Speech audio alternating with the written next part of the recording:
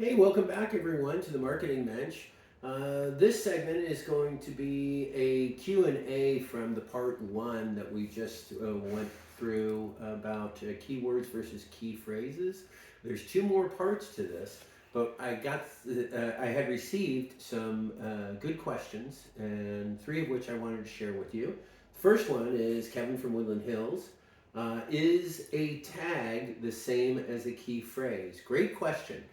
No, a tag would be like an alternative text field or alternative tag, and that's the descriptor that's going to be found in the description of your image. So the connection between the key phrase and the tag is we want to see the key phrase added into your alternative text field or your image tag. The reason we do that is because that's one area where search engine bots are looking to see if there is a key phrase of focus, and that's one area of a few. Remember titles, tags, and descriptions? So that's where we want to put the key phrase. Make sure that the key phrase is also at the front of the tag. A good example would be Darren's plant-based burger stand in Sherman Oaks. Well, a relevant image to support that key phrase, plant-based hamburger stand in Sherman Oaks, would be an image of, let's say, my exterior shot or interior shot of my plant-based hamburger stand in Sherman Oaks. So make sure that your image is relevant and able to support the key phrase of focus that you're trying to strengthen there on the page. Remember, one key phrase per page. All right, great question. All right, second one, Kim from Tucson, Arizona. What happens to sites that do keyword stuffing?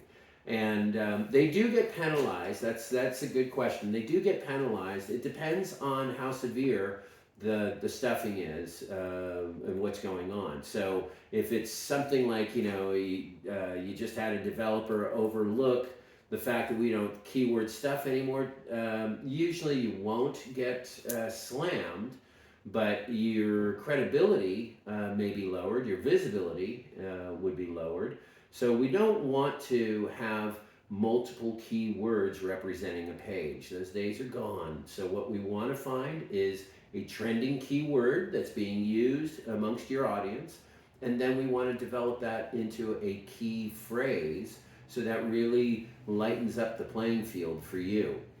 Remember the key phrase, plant-based burger stand in Sherman Oaks. So that is, an example that I came up with based on what search language would be for my audience who's seeking out my product or service. Okay, so we definitely don't want to keyword stuff, and I do recommend that before you write any content, you check with your content writer, your developer, or whomever's working the content, and you make sure that you have a key phrase written out for all your essential pages. It doesn't have to be for every page, but the essential ones that we want bots to clearly understand what the page is about, so we could lead the people over to that page based on their search language, right? So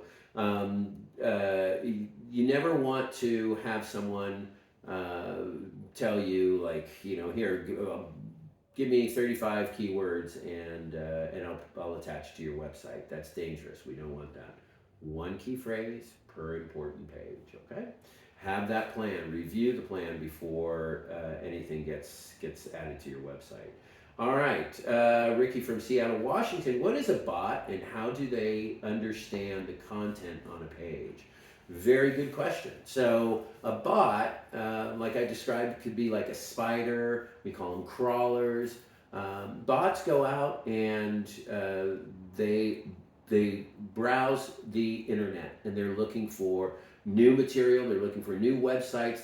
They're trying to find anything that they could really understand and report back to the mothership. Okay, so the bot is really relying on certain things to be in place in order for it to properly index your content that's on your page. If you don't have content on your page, then you are leaving it up to interpretation, and that can be a box of chocolates for you. that will probably likely draw the wrong people to your website, and then that's when you're going to have a lot of people coming and going to your website. So we don't want that. We want to dial in on the right, you're drawing in the right traffic. So we have titles, tags, and descriptions where we can reinforce our key phrase, and those areas will help those bots understand, oh, this is what the focus is. Now, there are other formulas that or things we need to keep in mind as we write content, such as the amount of content that we write. So we need a minimum of 300 words if you want a bot to really pay attention to your page. So a minimum of 300 words. Now, I hope that you will join me, because what we're going to be talking about in part 2 is going to be the 7 steps on how to strengthen your site's keywords. So I want you to join me for that. Things to remember, a lot of information, and I hope you will join me for that. And then we will finish up with part 3, which will discuss the formula of how we put this all together. So I do hope you join me for parts 2 and 3. All right, Menches, that's it. Until next time, take care and stay creative.